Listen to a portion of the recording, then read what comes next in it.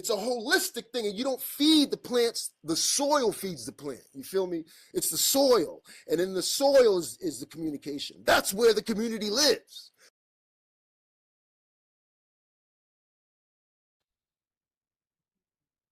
Hello, welcome back to another episode of Think Hopeful, Act Local.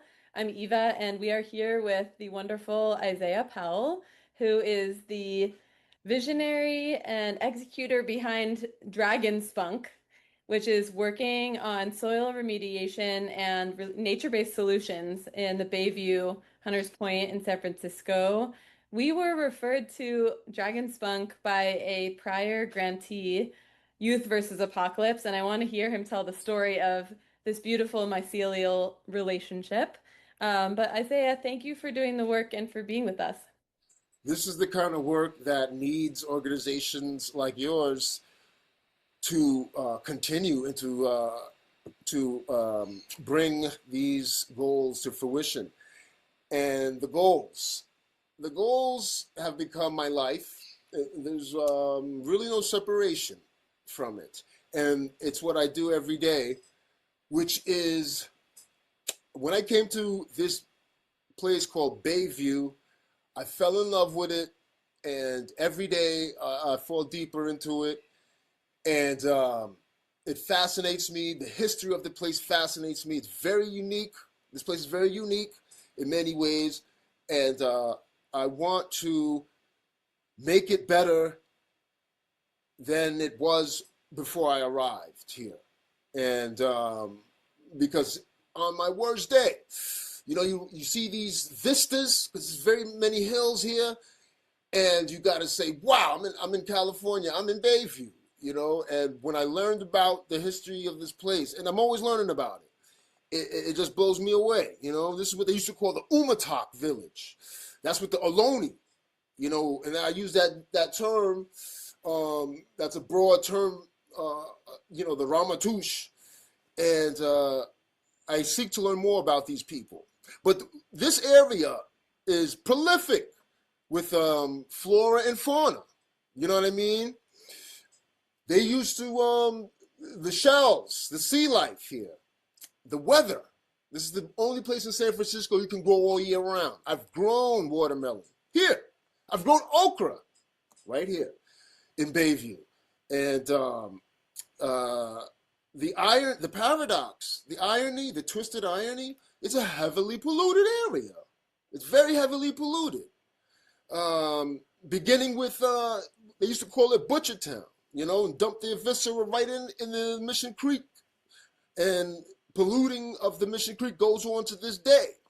People used to travel from near and far and dump in the bay itself. Trucks, bodies, parts, all types of stuff. The water treatment plant of the city is right here in Bayview. And, I don't think it should be normalized. So I try every day. How can I make it better? And it is a process that it's a new education for me every day. The garden is my teacher, and I'm blessed to steward a piece of land that's on top of the Caltrain tunnel. It used to be Union Pacific Railroad when the capital was San Jose. And think about Bayview. I say that it was and is an economic engine of San Francisco. Bayview, this is where a lot of stuff enters. And it's a route of trade. They was moving the lumber and everything from up north down to San Jose on this Union Pacific Railroad. Of course, you know about the Navy, right? They built the Navy base here.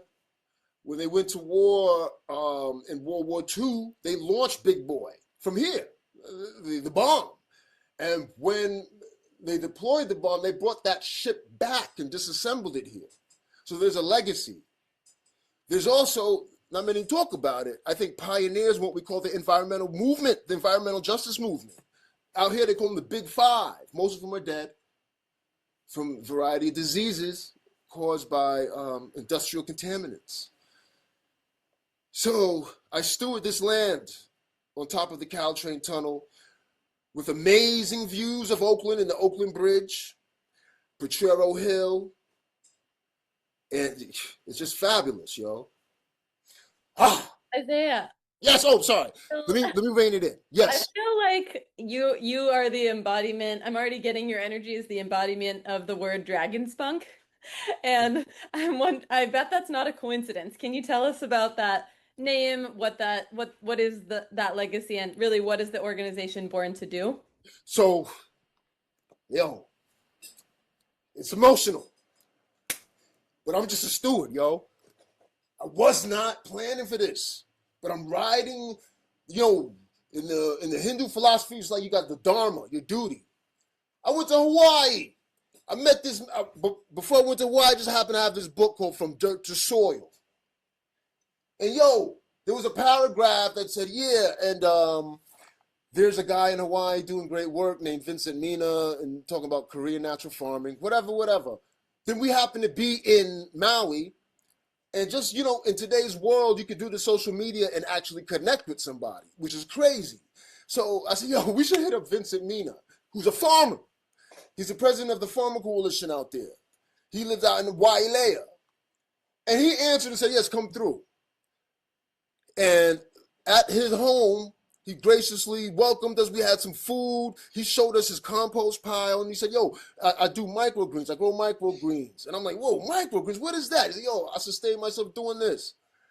Anyway, at the end of it, he said, yo, when you get back to the main side, look up Korean natural farm. I didn't know what it was, but it was like someone said, yo, to someone who's into a religion, yo, here's the book, read it. And I was like, whoa, blew my mind. And it all relates, you see?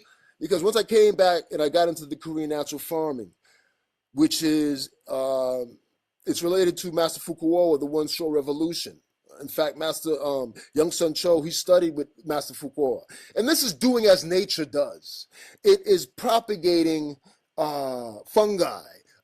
It is biodiversity. We talk about diversity. It's about implementing diversity. Obviously, no reliance on the salts, no reliance. And then from that foundation, getting the understanding that, no, it's not just nitrogen, potassium, and calcium. It's a holistic thing, and you don't feed the plants. The soil feeds the plant. You feel me? It's the soil, and in the soil is the communication. That's where the community lives. You have the microbes, you have the fungi, and they interact. You see, when you force feed the NPK, you undermine that, and so then the topsoil is dead. So oil, water, and topsoil. You see. So I got into that, and then I got deeply, and I'm still deep into it. You know what I mean? This is why the events I want to do is these parties where we bring in, like Ashia, mycelium, and then we inoculate the soil. I mean, every square inch of it. So I came back with this knowledge. Then out of the blue, the Agricultural Institute of Marin hit me up, right? This is 21.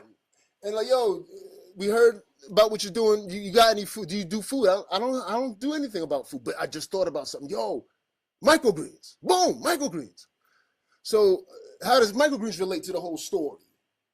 Well, one, microgreens is a sustainable way of growing, especially in an urban environment. Because all you need is the sun and a windowsill, and you could grow these nutritionally dense crops. So instead of like 3 months for the broccoli, 2 weeks. And the thing about it, because they're creating enzymes, they're still growing, they're not the full grown adult. There's a concentration of enzymes, such as like sulforaphane, that'll stop the diabetes, that'll stop the cancer. So I started serving these microgreens at the farmer's market at Stonestown. And so that helped the social site mycelial network, because it just put me in touch with so many people that even to this day, last Thursday I was at the down there, very close to the Navy Yard, and I did a workshop on how to grow microgreens and drink some herbal teas. So that has helped expand the network. Also, when I would sell the microgreens, I'd bring all the remnants back, dump it out into a big pile, And then in a few months, I had viable soil that I could share with the community. Soil is very expensive. Um, that's what I do. When I got into the Cali Bird Pollinator Sanctuary right over that Caltrain tunnel, you could not see you barely saw a worm. The dirt was dirt. It wasn't soil. Um, Last summer, I saw lizards. Lizards. I didn't bring them there. We did bring frogs. We bring tadpoles. These are creatures that are endemic to. This is a wetland area. This is a wetland area where you don't see frogs. You don't hear the frogs anymore. That's what I call habitat restoration, and it's an ongoing process. Last summer we had the fruit trees finally bear fruit. Now remember, we're in a very industrial place, creating an oasis, creating a community, which is slow work.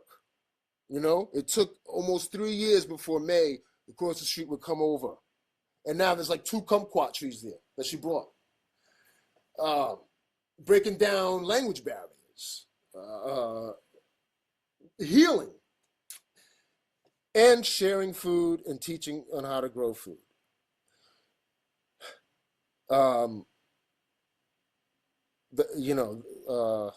So that's what that's what I do. How did it come about? And I think this is important. I tell people, just for their own edification.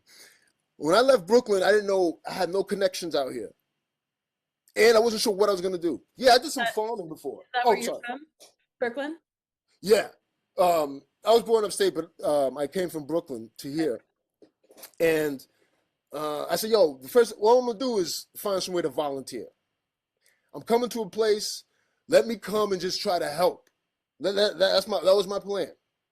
My degree was in nothing relatable. It was in film.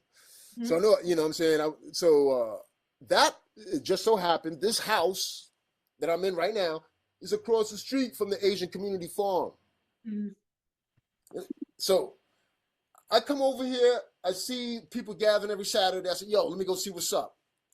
Mostly Cantonese speaking. But I did more communicating on a deeper level with mostly elders, 65 to 85. And then I just dived in, I dove in. And through that, I met people at Caltrain. So when I was invited to go steward that, I said, who owns this land? Who runs the land? It was Caltrain. So my point is that through service, that's a great, I feel like regardless of what field, I think service is something that we all should keep in mind as a route to our personal advancement. Because through service, you will advance personally, and you'll see that your advancement personally is dependent on greatness inspires greatness, you know what I mean? So through service is how that came about. Yeah, I love that. What a beautiful mindset you had when you moved to the Bay, of just the first thing you wanted to do is serve and get to know the community through volunteering. That's really amazing and so different than how many people move to the Bay, transplant here, and are kind of involved in more or less extracting in tech and then like end up leaving. So you're modeling a different way. And what brought you out here originally? Funny story. So the economy, my 2019 was 2014. I recently got out of college and couldn't. So I was in a shelter. I was in a homeless shelter, and a friend of mine from school knew someone who owned a weed farm down in Santa Cruz. So I'm in Santa Cruz on a 50-acre farm, which, in my personal story was it was like, you don't know Star Wars, but, I was on training. I didn't know for what, but because that's when I was first introduced to hugel culture and some basics of organic growing, because we had to grow food as well. And I happened to I was on a dating site and I met Danny. So Danny was in New York. She was in Brooklyn, but she's from here, and she happened to be visiting someone in Mission in Half Moon Bay. So anyway, boom, romance, love brought me out initially. So I always had a fantasy about California, a romantic notion, because in Brooklyn, it's like sister cities. So many people from Oakland and the Bay, half the building that I was living in, people were from out here. Yeah, the Brooklyn to Bay pipeline is strong and vice It's versa. it's mad strong. Um, when I came out though, uh, I began to really. I'm still in love with this place. The event that Ashia came to, it was like a reunion for a herbal workshop that we did in 25, beginning of 25. And I bring that up because as I learn more, I am amazed. Like we walk past medicine. We walk past medicine here. Uh, your yerba buena, the toyon. They made tea out of the bark. Yeah, the supposed weeds are hidden gems. Oh Yeah. my God. Weeds tell a story. If you're into gardening, I'm gonna drop something on you, and it'll blow your mind. It's a great book. It's called "When Weeds Talk," and so weeds tell a story because there has to be a particular environment that causes them to appear, and they're high in a nutrient that is lacking in that particular area. So in a way, you can learn how to garden. I try to make compost teas from the weed. For instance, there's something called Johnson grass. It's from North Africa. This thing, it's under the ground for like freaking feels like miles. You can't pull it all out, and it can lay dormant for 30 years. They bought it for foraging, whatever. But it's high in boron and manganese. Also, through experiment, I noticed that it thrives where there's no coagulants. So in a way, it prevents erosion. You see? So when I see it, I know in that particular area I got to add organic matter. But yes, with weeds, yeah, man. So Mm. Let me just jump in here. So, yes, what do you dream of this organization becoming? It's new. You started in 2021. So, okay, it's about 6 years old. You've been done a lot of amazing things with gr selling microgreens, and so you have some revenue, I guess, that comes in. You do farmers markets, you do garden education with youth and adults, I think. yeah. So, you've got a lot going. Where do you see this headed? And like, if donors and allies want to start supporting you, how should we know about, where's the money going? What is your vision? My dream, the goal is, so we submitted a second soil test a couple months ago, is to, I need close relationships with scientists. There's a great woman down in LA, I think Danielle Stevenson or something. And she indirectly knows her. And she's remediated a couple brownfields. I want to work closer with scientists and prove with data the methods of phytoremediation and the microremediation is working. Especially here in Bayview is very particularly important. Everywhere you go, there's lead in the ground, which is bad for the youth. So my dream is to prove that these methods work. Show with data what's going on. My assumption is that well-funded institutions aren't putting the resources in this type of scientific endeavor. And so it's left up to citizen scientists. But who has money for his mass spectrometer? $600 for a soil test shouldn't be a big issue, but when funds are very slow in coming, it Yeah, can that's be. not going to be a priority. Yeah. And But yeah, this is reminding me of another grantee we funded last year that you probably know, All Things Bayview for Equitable Communities. Uh, no. oh my gosh, you got to connect. Okay, we will connect you in the Mycelium network, but they also teach people how to be citizen scientists with air quality monitoring, and do a lot of advocacy on that in the same neighborhood that you are. So you're doing the soil, they're doing the air. It's all connected, and I totally agree that there's not enough scientific resources going to this. So I guess that's one thing people can keep an eye out for is connecting with the science world. How else, in our last minute of talking here, Oh, I'm sorry. how else can, I know we could talk forever, but just for today, and we'll definitely be back in touch and have you at events on panels and all this stuff, but how can we support and get involved beyond this initial Blue Heart gift that we're giving? One of the main objectives of this year is to ramp up the inoculating the soil.